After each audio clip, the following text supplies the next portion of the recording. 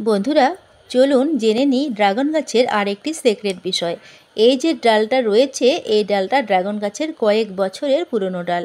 দেখুন, মাথার অংশ থেকে গত বছর আমি দুটো ফল হারভেস্ট করেছি, তার ক্ষত জায়গাটা এখনও পূরণ হয়নি। বাকি যে কাঁটাগুলো ফেটে ফেটে ব্রাঞ্চ বা রিজেক্টেড কলি হয়েছিল, সেই ক্ষত জায়গাগুলো এখনও শুকনো এবড়ো খেবড়ো হয়ে পড়ে রয়েছে।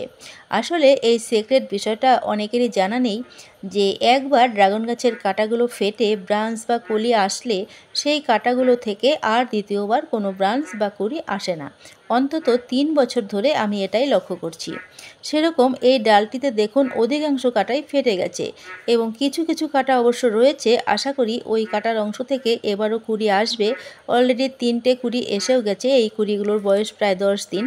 তো যদি এরকম সব কাটা নষ্ট হয়ে যাওয়া ডাল আপনার ড্রাগন গাছের থেকে থাকে, তাহলে সে ডালটা কেটে দেওয়াই ভালো। কারণ ওগুলো শুধু শুধু গাছের খাবার খেয়ে গাছের এনার্জি নষ্ট করবে। ফুল ফল কিন্তু আসার সম্ভাবনা একেবারেই কম।